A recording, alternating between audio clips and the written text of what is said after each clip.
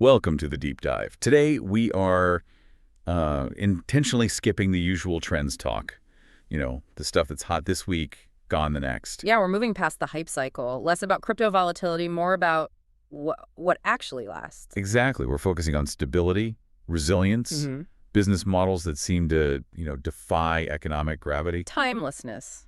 That's really the key metric we're digging into here. Not the quick gold rushes, but the economic anchors, the stuff that sticks around. Right. So we've synthesized insights from a range of sources, looking at what they call evergreen business ideas. These are the models that just seem to weather the storms, right? Recessions, tech disruptions, even where you happen to be located. Precisely, and we've distilled it down to 12 specific ideas. The promise here is foundational income, stability, and long-term growth potential. Okay, let's unpack this. Our mission today isn't just to rattle off a list. No, definitely not. We want to get into the mechanics. Why do these businesses work? Why are they so resilient? What fundamental human need are they actually solving? That underlying mechanism, that's the crucial part.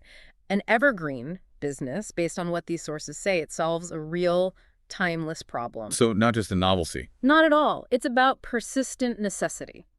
It usually boils down to solving one of three key types of human scarcity. Scarcity. Okay, like what? Well, scarcity of resources, think food, shelter, or scarcity of skill, like needing repairs or education. And the big one today, scarcity of time, things like cleaning services, delivery. Makes sense. Yeah. And to make this really useful for you listening, we've grouped these 12 ideas into 4 logical themes. Yeah, it makes it easier to digest. Yeah. We've got the foundations of necessity, investing in yourself, practical necessity, and then the newer stuff around the attention economy and emotional spending. We're planning to spend some real time on each. Ready to dive in? Let's do it. Starting with the absolute basics, the things that literally keep us alive and sheltered. Okay, so section 1. When you look back, like through economic history, the businesses that seem to survive everything. Every boom, every bust. Yeah, they're usually based on the most fundamental human needs. We're talking food, shelter, clothing. Things you can't just opt out of. You might delay buying a new gadget, but you have to eat. Right. That creates this instant, reliable demand. So let's start with maybe the most universal one, the food business. It's the ultimate anchor, isn't it? The sources hammer this point home. People always need to eat. Doesn't matter what the political climate is or the stock market. That demand is a constant non-negotiable. And that translates into just a massive market opportunity. It could be a restaurant, could be a food truck, a little bakery. Or even catering from home, like doing corporate lunches or something. Exactly. Lots of different angles. But here's the pushback you always hear, right? The margins are razor thin. Competition is brutal. Just selling basic calories is tough. It really is. And that's why the sources emphasize you need that unique twist. That's what turns basic necessity into a genuinely evergreen, potentially high-margin business. Okay, so what does that twist look like? What's fascinating here is how customization turns a simple necessity into a highly valued, often recurring service. The successful examples aren't just selling, food. They're building specialization. And often they're solving that time scarcity problem we mentioned. Oh, okay. Like meal prep services. Exactly. Think about it. They charge a premium, right? Yeah. But it's not really for the chicken and broccoli itself. It's for the planning, the shopping, the cooking. All that labor. They're saving the customer maybe 10 hours a week. That's the real value proposition. So it's less about just eating and more about convenience optimization, especially for like busy professionals or fitness people. Precisely. That's a specific, often high-spending demographic. And you see a similar thing with specialized ethnic cuisines. Okay. How does that work? Well, the success there often comes from building what you could call a cultural moat. A cultural moat. Interesting. Yeah. If you specialize in really authentic, high-quality regional food, say specific Vietnamese dishes or maybe regional Indian cooking. Stuff that's hard to find, done well everywhere. Exactly. You create a competitive barrier. Your expertise, your authentic sourcing. It's really difficult for some big mass market chain to just copy that effectively. Right. That protects your pricing. It does. And it builds incredible loyalty. You're not just feeding someone, you're serving a cultural desire, providing variety that the generic places just can't touch. So a generic pizza place competes mostly on price. But if you open, say, a bakery that only does amazing gluten-free custom wedding cakes. Now you're competing on skill, specialization, meeting a very specific demographic need. That makes your business much more robust, maybe against inflation or price wars. Precisely. That loyalty, that defensibility, That's the difference between just surviving a recession and actually thriving through it. Okay, powerful stuff in food. Let's move from the stomach to the roof over our heads. Idea number 2, real estate. The classic wealth builder, right? It absolutely endures because the need for homes, for commercial space, it's constant. Yeah. And land, well, they're not making any more of it. No. It's finite, irreplaceable. The stability isn't just about property values going up, hopefully. It's also about the income streams you can build on that fundamental need for shelter. The sources mentioned the key trick is really understanding your local market. Real estate is so hyper-local. Absolutely critical. National trends are one thing, but what's happening on your specific block is what matters. But let's break down the roles. Buying and selling. That feels more transactional, maybe more exposed to market cycles. It definitely can be.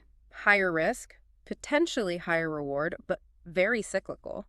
The real evergreen stability, according to these analyses, often lies elsewhere. Where's that? It's more in the operational side, the recurring revenue roles. Yeah. Specifically, property management comes up again and again. Ah, okay. So not just flipping houses. Right. While buying and selling swings with the market, property management generates fees based on the continuous need for upkeep, dealing with tenants, handling compliance. Stuff that needs doing whether the market's hot or cold. Exactly. That model thrives in both up and down markets. If the housing market tanks, rents still need collecting, leaky faucets still need fixing, tenants still need managing. That demand for the service just stays constant, provides great stability, maybe even recession resistance, especially if you manage, say, multi-unit apartment buildings where cash flow is king. You're basically managing the essential infrastructure of how people live, keeping those assets running. Even roles like investment consulting can be evergreen if they specialize. Specialize how? Specialize in building long-term, stable rental portfolios for clients, rather than just advising on speculative flips. You're monetizing deep knowledge about that local market scarcity and stable returns. Got it. Okay, rounding out this foundational section. Clothing and fashion. Another basic human need. Yeah, but we need to make a distinction here. The sources point this out. There's clothing, the basic need to cover ourselves. Right. Protection, warmth. And then there's fashion, the expressive part. Communicating identity, style. Both offer long-term business opportunities, but often the higher margins are in the fashion side. Because the need for basic clothing is stable. But the style part allows for that crucial differentiation. Creativity. Getting people to buy again. Exactly. And the sources highlight a few profitable paths here. One is designing your own specialized line. Niche stuff. Yeah. Another is selling custom apparel online, maybe using print on demand so you don't have huge inventory risk. Oh, that's a big one. Print on demand changes the game. It really does. Lowers that barrier significantly. Historically, unsold inventory could just crush a small clothing startup. Print on demand means you only make it when someone actually orders it. That mitigates a massive operational risk, adds stability. And the third path mentioned. Running a really well-curated thrift or consignment store, focusing on value, maybe a specific style era, or high-quality secondhand goods. And again, like with food, the secret sauce seems to be finding a very specific niche. Absolutely critical. We're not talking about just selling generic t-shirts here. Yep. The sources mention things like sustainable fashion that speaks to people's values around ecology, or local culture wear tapping into community identity, or even performance comfort clothing, addressing that ongoing need for practical, easy stuff that works well. Things like athleisure wear, maybe? Could be, yeah. By carving out that value-driven niche, you get beyond just covering the body. You tap into that personal style, that expression. So you're not just competing with the big, cheap, mass market retailers. Right. You're serving a specific, often more loyal community. They see buying from you as expressing their values or identity, not just getting dressed. That's a powerful driver for long-term loyalty and resilience. Okay, that makes a lot of sense. Yeah. That transition from just basic survival needs to, well, self-improvement, optimization. That feels like a really crucial shift. It is. Once the basics are covered, food, shelter, the next big human drive seems to be making ourselves better, smarter, healthier, maybe more attractive. And our second category of evergreen businesses really taps into that desire. Oh. It's persistent, it's universal, a huge economic driver. And the spending in this sector, Yeah. it's highly motivated. You might technically call some of it discretionary, but the drive behind it feels really intrinsic, doesn't it? People are investing in their future selves. Yeah, that's a good way to put it. So let's start with number 4 on our list, education and tutoring. This taps into the scarcity of knowledge or skill. Right. And the education industry, broadly speaking, all ages, all demographics, it just never dies. People, companies, they're constantly seeking to learn new things, reskill, improve performance. But this isn't just formal school, right? It goes way beyond that. Oh, absolutely. Deep into specialized skill training like coding boot camps, digital marketing courses, or personal development coaching, financial literacy. The range is enormous. And technology has just completely transformed the scope here, hasn't it? Yeah. It's been transformative. You've got this massive diversification. Think about asynchronous online courses you do at your own pace. Wow. One-on-one language tutoring over video chat, those specialized skill programs. Even really niche stuff like mindfulness coaching or productivity systems. Exactly. All enabled by digital platforms. What really makes this feel evergreen today, though, is that tech shift in how you can monetize it. You're not just trading hours for dollars in person anymore. That's the key insight. Your personal knowledge, your expertise. It can become a digital product, a permanent, scalable asset. An asset. How so? Well, you're monetizing your expertise in a way that's decoupled from your time and your physical location. Think about the difference between selling a simple PDF download versus running a live, cohort-based online course. Okay, the cohort course is more interactive, right? More community. Right. And that justifies a higher price, maybe a subscription model. It dramatically increases the potential lifetime value of each customer or student. That example of the math tutor in Mumbai teaching kids in London. It's not just a cool story. It's a powerful business model, a de-risking strategy. Absolutely. You can reach thousands of people globally right from your home office. You're selling highly scalable intellectual property. And your main inventory, your knowledge, it never actually runs out. That allows for really rapid scaling, the kind of traditional brick-and-mortar schools could never dream of. Making personal knowledge this permanent asset that can generate stable, potentially recurring income if you package it right. As a service, a subscription, a digital product. Okay, very powerful. Next up in this investing in self category, the essential pairing of health and fitness. Another massive one. And driven by this rising tide of health consciousness, this market just keeps expanding almost regardless of the immediate economic forecast. Why is that? Why so resilient? Because health is increasingly viewed not just as, feeling good, but as preventative maintenance. It's an investment to avoid bigger problems down the road. Here's where it gets really interesting. Health isn't just wealth in that metaphorical sense. It literally drives enormous resilient spending. Yeah, think about it. When budgets get tight, people might cancel a vacation. But they often hold on to their gym membership or their personal trainer sessions or those healthy meal kits we talked about. Exactly. It's seen as protecting their most fundamental asset, their physical health, their energy, their ability to function. So the business models here are getting pretty sophisticated too, right? Not just basic gyms anymore. Oh, definitely.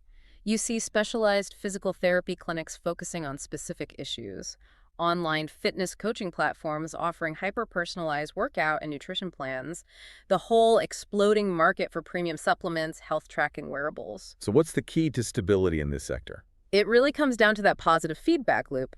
If your business demonstrably helps customers feel better, look better. Measurable results, weight loss, more energy, less pain. Right. If they see those tangible results, the perceived value of your service skyrockets. That justifies the recurring fee, the premium price tag. It becomes less of a simple transaction and more of a relationship. Exactly. When a client sees real results, you shift from just being a service provider to being more like a trusted partner in their health journey. That guarantees high retention, lots of referrals, huge stability. Makes sense. And that leads us neatly into the final part of this section, beauty and personal care. An industry worth, what, billions, trillions globally, and still growing. It's massive and profoundly resilient because these services, think hair salons, specialized spas, advanced skincare products, they're just deeply embedded in cultural norms, in personal confidence, social interaction. People really prioritize looking and feeling their best. It's almost like social capital. That's a good way to think about it. And they're often willing to spend consistently on it. But what makes the modern evergreen version of this business tick? The sources mention something about social media. Ah, yeah. The amplification factor. It's huge. How so? Well, think about how marketing used to work. A local hairstylist relied on word of mouth within maybe a few miles. Sure. Flyers, local paper ads maybe? Today, one really good online tutorial showing a unique technique or one partnership with the right beauty influencer. And suddenly you've got a global audience. almost overnight. It can launch a specialized skincare brand worldwide. Social media acts like this free, incredibly scalable marketing engine. So it allows smaller niche brands to compete, maybe focusing on very specific problems like certain skin conditions or hair types. Exactly. They can rapidly find their audience and challenge the big, established legacy brands in a way that was impossible before. So it leverages that aspirational spending people buying into the better version of themselves. Right. But it also taps into that fundamental human need for presentation, for confidence. That psychological driver is just incredibly reliable, very persistent. Which makes the beauty sector this perpetually fertile ground for new specialized businesses to sprout up and thrive. Always evolving, always in demand. Okay, so we've covered basic needs and self-investment. Our third category shifts gears quite a bit. It moves away from personal aspirations and focuses squarely on solving, well, immediate, often frustrating, practical problems. Yeah, the logistical stuff, the maintenance nightmares. These businesses thrive on consistency, specialized skills, and maybe most importantly, saving people huge amounts of time and hassle. Like the hidden gears of the economy, right? Not always glamorous, but totally indispensable. That's a great way to put it. Their necessity makes them inherently stable. They basically monetize the scarcity of the customer's time or their effort or specialized know-how. Let's start with cleaning services. Number 7. This feels like a really strong growth area, both for homes and businesses. Absolutely essential, because they solve that overwhelming problem of time scarcity. People are busy, professionals, families, property owners. They need reliable help. The demand signal is just relentless, isn't it? People working longer hours, or maybe they just value their free time more and don't want to spend it scrubbing floors. Exactly. So the demand is there. The operational challenge, and therefore the source of stability, if you get it right, is all about trust and standardization. Trust seems huge here. You're literally letting strangers into your most private spaces, your home, your office. It's absolutely non-negotiable. Reliability, integrity, showing up on time, doing a consistently good job, that becomes your brand. Your reputation is the business. And if you really nail that trust component, then you can scale pretty rapidly. Word of mouth is powerful. Good reviews are gold. and the sources suggest scaling should aim towards commercial contracts. That seems to be the path to greater stability, yes. Residential cleaning is high volume, lots of individual clients, which can be complex to manage. Right, lots of scheduling, different expectations. Commercial cleaning offices, medical facilities, retail spaces, apartment buildings often means larger, longer-term contracts, more predictable revenue, standardized environments usually. So a business with, say, 3 big commercial cleaning contracts might actually be more operationally stable than one with 50 separate houses. Quite possibly, yes. That kind of high-margin, predictable stability is really key to being truly evergreen in this space. Okay, that makes sense. Moving from keeping spaces clean to keeping things working. We arrive at number 8, repair and maintenance services. The fundamental truth of the physical world. Everything breaks eventually. Everything. Your phone screen cracks, the car makes a weird noise, the AC gives out in July, your laptop freezes. Industrial machinery on a factory floor, it's inevitable. And that inevitable failure creates this urgent, often non-negotiable demand for repair. And that demand is pretty immune to tech trends, right? Like even if we have AI, someone still needs to fix the physical server rack. Exactly. That urgency is the stability factor. These businesses, mechanics, plumbers, electricians, HVAC techs, phone repair shops, IT support, they don't rely on fashion or marketing hype. They rely on skill, specialized skill. Specialized skill, which is often becoming harder to find, actually. And again, that crucial element of trust. You trust your mechanic not to rip you off. You trust the IT guy with your data. That scarcity of skilled, trustworthy labor must give them some pricing power too. It definitely provides a protective moat. If you're the go-to expert for fixing complex European cars or specific types of industrial equipment, your skills are in high demand. And during a recession, people are more likely to repair the old car than buy a new one, right? Almost always. Repairing durable goods becomes the default choice when money is tight. That makes this sector inherently counter-cyclical, or at least recession-resistant. But I have to jump in here. How do these skill-based repair businesses actually scale? It seems like they depend so much on individual expertise. Isn't that a bottleneck? That is the core friction point. You're absolutely right. Scaling is difficult because the quality of the service is so tightly bound to the individual technician's skill and integrity. So they can't just hire anyone off the street. Not if they want to maintain quality and trust, no. So the evergreen stability here often comes less from massive, rapid growth and more from reliability, reputation, and those higher margins built on the scarcity of that trusted, skilled labor. So growth happens more through retaining good clients, getting referrals, maybe slowly adding trusted technicians. Exactly. It's often stability through depth and reputation rather than sheer breadth or volume. That's a great distinction. Oh. Okay, our final one is practical section, transportation and delivery, number 9. Essential movement. Simple as that. Even in the worst economic times, people need to get places and goods need to move from A to B. The basic logistics of life and commerce demand efficient movement. Constantly. And this isn't just about ride sharing like Uber or Lyft, though that's part of it. No, the sources point to broader potential. Yeah, think about specialized courier services, maybe for sensitive documents or medical supplies. Complex logistics consulting for businesses trying to optimize their supply chains. Last mile delivery partnerships, getting packages that final step to the customer's door. Or even businesses focused specifically on optimizing transport for other businesses on this list, like managing the delivery fleet for a meal prep company. What's a fundamental driver keeping this sector evergreen? It really boils down to convenience and speed. We, as consumers, are increasingly unwilling to wait. Our expectations for delivery times just keep shrinking. 2-day shipping felt fast. Now it's same day. Now it's 2-hour delivery. Exactly. That relentless demand for speed and convenience guarantees this sector's ongoing relevance. It's the connective tissue for almost every other type of commerce. Making sure stuff gets where it needs to go, when it needs to get there. Constant demand, regardless of what exactly is being moved. Precisely. A truly foundational, practical necessity. All right, so we've covered the really tangible stuff. Our final group, Section 4, brings together something very modern with something very, very old. Okay, intrigued. What's the mix? We're looking at businesses that leverage the new digital real estate, basically, human attention, and combining that with one of the most powerful, ancient emotional drivers we have, deep affection and connection. Attention and emotion. Okay. That sounds like a potent combination for stability. It really is, because these businesses are essentially monetizing either focus, which is incredibly scarce today, or strong feelings, which are incredibly motivating. Both create powerful, stable engines. We connect this to the bigger picture. It feels like these final ideas are tapping into maybe the most valuable commodities right now, attention and emotion. I think that's exactly right. Let's start with the digital side, the operational engine. Digital marketing services, number 10. This one feels almost like a utility now.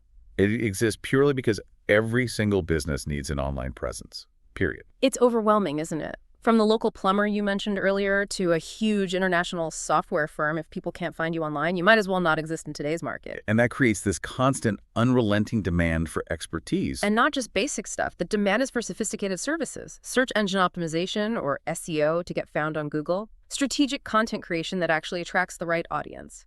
Data-driven social media management. Complex email marketing funnels. Paid advertising campaigns on Google or Facebook. Exactly. It gets complicated fast. We should probably clarify here for listeners. The truly evergreen model isn't necessarily doing like cheap, generic social media posting for $100 a month. No, that's often low-margin commodity work. The real stability, the high-value evergreen business here tends to be focused on specialized consulting and execution. Like what? Give me an example. Maybe doing hyper-focused SEO specifically for law firms in a certain city. Yeah. Or developing the entire content strategy for mid-sized software-as-a-service companies. Or managing really complex, high-budget advertising funnels for e-commerce brands. Specialization is key. And that specialization allows for what kind of business mechanic? It enables the holy grail for service businesses, the recurring retainer model. Ah, predictable monthly income. Exactly. If you can demonstrate that you know how to predictably grow a client's online visibility, drive qualified traffic, generate leads or sales, you become indispensable. They need you. And they're willing to pay a predictable monthly fee for that result. Right. And often, the overhead for these businesses is relatively low. Maybe software subscriptions, maybe a small team. But it can be run from anywhere. High value, potentially high margins, and recurring revenue.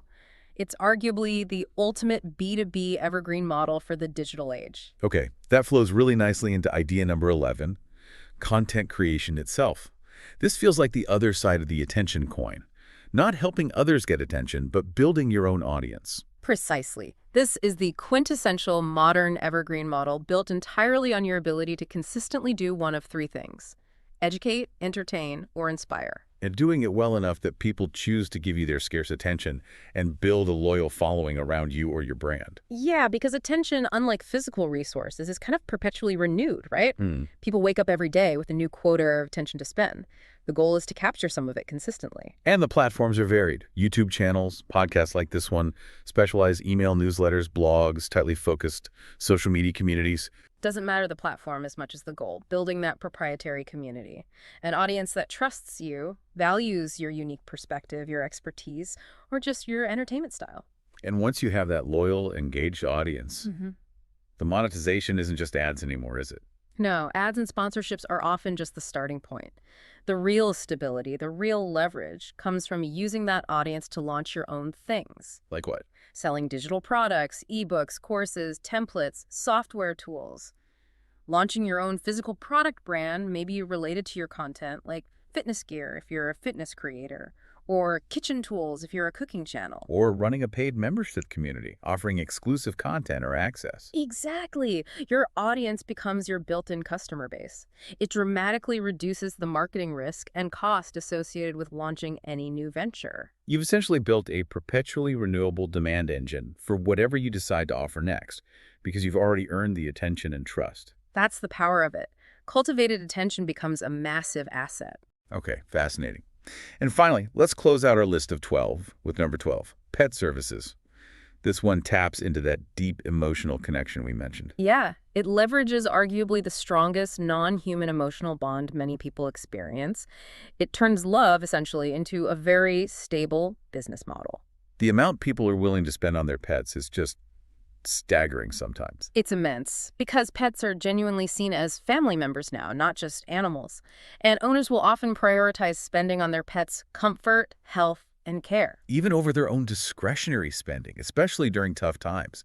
You hear stories of people cutting back elsewhere, but still buying the premium pet food or taking the dog to the vet. Absolutely. That emotional investment creates incredibly resilient demand for premium services. So we're talking beyond just basic dog walking. Oh, yeah. Think specialized grooming, maybe focused on being low stress or handling anxious pets.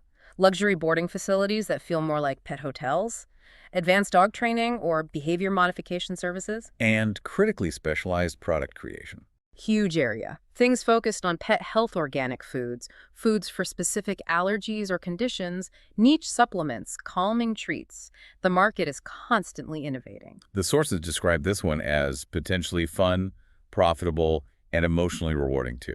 It makes sense because the spending isn't driven by cold utility. It's driven by that deep affection, that desire to care for a beloved family member. And that emotional driver is largely immune to economic cycles. People don't stop loving their pets when the stock market dips. Exactly. That commitment provides incredible resilience for businesses serving that market well.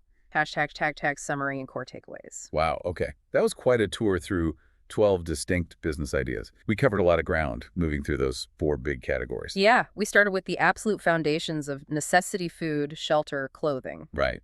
Then we moved into investing in the self-education, health, beauty. Followed by the gears that keep things running. Practical necessity cleaning, repair, transportation. And we finished with those modern drivers, the attention economy and emotional spending, digital marketing, content creation, and pet services. And looking back across all 12, diverse as they are, the common thread seems to be that they all solve a truly timeless problem. A problem rooted in some kind of fundamental human scarcity, right? Exactly. Scarcity of time, scarcity of skill, scarcity of resources, or maybe scarcity of attention or connection.